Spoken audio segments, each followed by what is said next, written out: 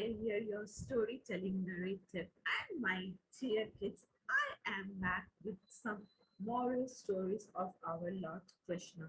In my previous videos, I had narrated stories on ethical values, moral values, discipline, honesty. But in today's session, my dear students, I am going to narrate some moral and very beautiful stories of Lord Krishna. Okay, so it is my request to all you kids that listen to the stories of our Lord Krishna very attentively and try to imbibe the morals which I am going to teach you all in today's storytelling session. So let's begin, my dear students. Now, Lord Vishnu is a god who appeared on earth in 9 avatars. Krishna is one of them.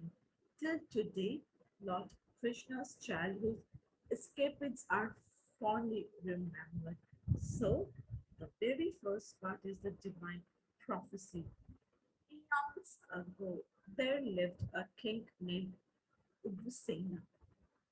He had two children, a son named Kamsa and a daughter named Devki.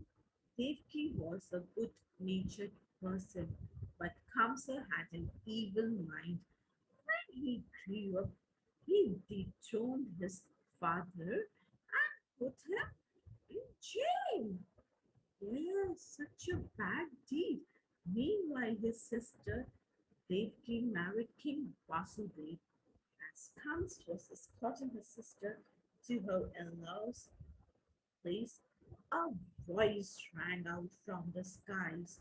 The eighth son of your sister will grow up to kill you. So Kams wanted to put his sister to death to save his life, but Vasudev begged Kams to spare his wife. He promised that he would hand over every child of his. Hans was pacified and put the couple behind the bar. So, what is the moral of the first part? My dear kids, the moral is you should never disrespect parents, okay? Never disrespect your parents because they are the one who have always helped you, they have supported you, love them, respect them, okay? And always listen to them. Now let me take you to the second part, which is Lord Krishna's birth. Comes imprison Devki and Vasudev and ordered his soldiers to guard the cell. Every time Devaki gave birth to a child, Kans would visit the couple and take away their baby. Dashing it to the wall, he would kill it. When Devaki was pregnant for the seventh time, the fetus was miraculously transferred to Rohini's womb in Vrindavan. Hans was told that it had been a stillbirth. Devaki and Vasudev's eighth child, Krishna, was born at the stroke of midnight.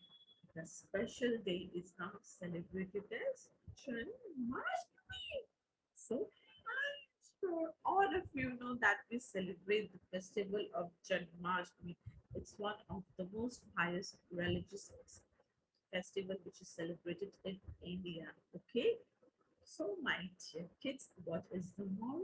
The moral is if you give your word, keep it. Okay, so just follow your words and keep it. Now, Krishna's foster home. Our Lord Krishna's foster home is the next one. As soon as Krishna was born, Lord Krishna was born, the guards manning Devaki at Vasudev's cell went into a deeper slumber and the locks fell open, placing baby Krishna in a wicker basket. Vasudev left for Gokul.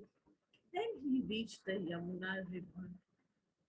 He saw that it was flooded due to the pouring rain, but he had to save Lord Krishna's life. So, without fearing for his own life, Vasudev started walking across the river with his every step. The waters receded, and Lord Vishnu's serpent Adishesha protected baby Krishna from the rain. Wow, what's miraculous, huh?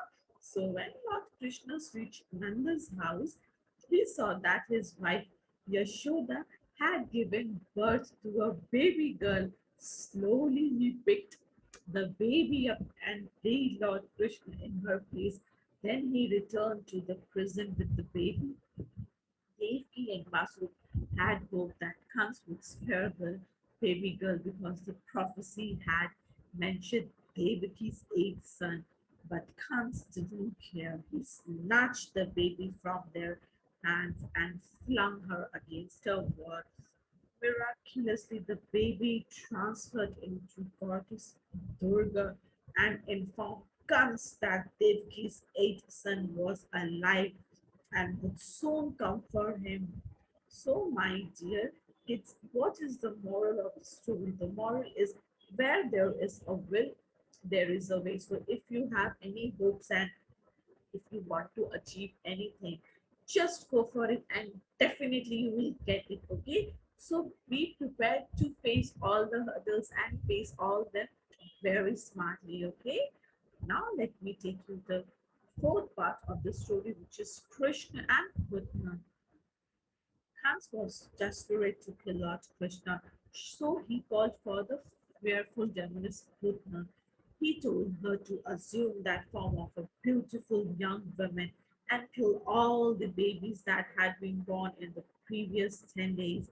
As this gave her an opportunity to instill fear in people's heart, Bhutna readily assented. So Putna entered Krishna's village. When she heard everyone talking about Yashoda's newborn, the demoness immediately knew that this was the child she had to eliminate. Distracting Yashoda, she made Lord Krishna suckle on her poison smith nipples. The poison did nothing to him, but Putna died. So, my dear kiddos, what is the moral of the story? The moral of the story is never hurt a person or animal intentionally. You will end up paying for it. So never hurt any animal, never hurt any person because the result will be coming to you. Okay, so it's a very bad thing. Never do it. Now let me take you to the fifth part of the story. Lord Krishna's love for butter. Lord Krishna loved eating butter. As he grew older, Lord Krishna started stealing butter from his own house and neighbors. Yashoda hung up the butter so that Lord Krishna wouldn't be able to eat it. Slowly, other gopis also followed suit. So Lord Krishna and his friends were the ones to give up easily. They worked out on a solution to this. The next time they raided a house for butter, Lord Krishna made his friends from a human pyramid. He reached the top and broke the pot of butter. The friends relished it much to the anger and disappointment of the gopis. So, my dear kiddos, what is the moral? The moral is focus on the solution and not on the problem. Whatever problems you are facing in your life, students always try to get out some solutions rather than crying. Always have determination that yes, we are going to solve. Okay, we are going to solve it bravely. Now let me take you to the sixth part, which is Nalakuvara and Manikriva.